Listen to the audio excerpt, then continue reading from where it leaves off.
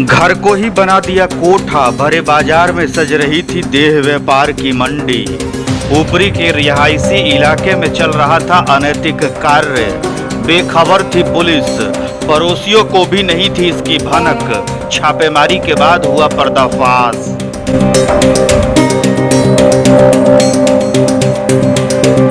पुपरी शहर के व्यस्तम कर्पूरी चौक से महज चंद कदमों की दूरी पर देह व्यापार की मंडी सज रही थी। यहाँ इशारों में ही ग्राहक सौदा भी कर लेते थे, लेकिन राह चलते लोगों ही नहीं, पड़ोसियों को भी इसकी भनक नहीं थी। पुलिस ने जब छापेमारी कर इसका पर्दाफाश किया तो सभी सन्न रह गए। सिंग्याही रोड स्थित रिहायशी इलाके में जिस घर में यह धंधा चल रहा था, वह भी 3 मंजिला रिहायशी इमारत से कम नहीं है। मोहल्ला ही नहीं, पूरे शहर में बुधवार को हर जुबा पर इसी की चर्चा हो रही है।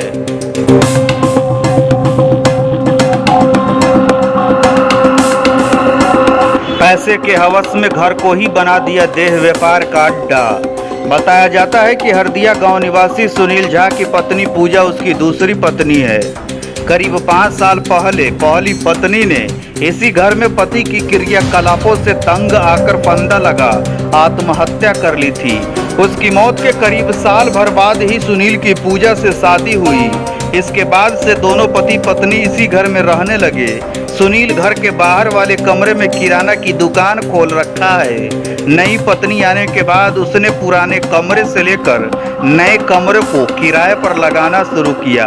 पैसे की भूख इस कदर बढ़ गई कि घर के कमरे को देह व्यापार का अड्डा बना दिया।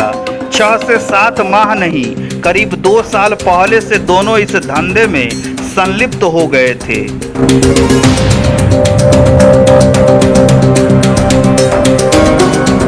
बिना आईडी प्रूफ घंटे के हिसाब से बुक होता था कमरा।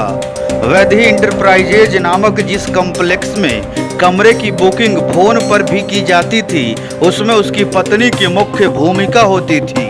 कमरा बुक करने के बाद ग्राहकों को सेक्स की सर्विस दी जाती थी। ग्राहकों से एक कमरे के लिए 1 घंटे का 1000 रुपया तथा उससे अधिक वक्त लगने पर चार्ज 2 गुना हो जाता था। ग्राहकों को कमरे में बेड सहित घर की तरह अन्य सुविधा मुहैया कराई जाती थी। अमूमन प्रतिदिन 15 से 20 कस्टमर पहुंचते थे। घर के बाहर ऐसा माहौल बनाया गया था कि मानो यहाँ रहने वाले विद्यार्थी है। SKR में गंदा खेल चल रहा था। यहाँ प्रेमी जोड़ों को घंटों के हिसाब से कमरा दिया जाता था। रूम के लिए आईडी प्रूफ की जरूरत नहीं होती थी।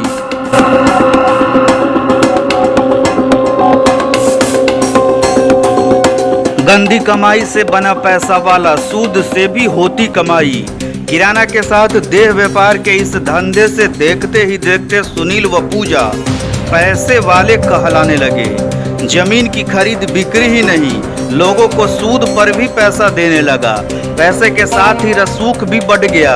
लेकिन इसके डर्टी बिजनेस का जब पुलिस ने पर्दाफाश किया तो उसकी असलियत सुनकर लोग दंग रह गए। घटना के बाद मोहल्ले के लोग दोनों दंपति को घृणा से देखने लगे हैं। शहरवासियों में आक्रोश है। इंटरनेट, मीडिया से लेकर गली मोहल्ले तक में इनके सामाजिक बहिष्कार की मांग हो रही है।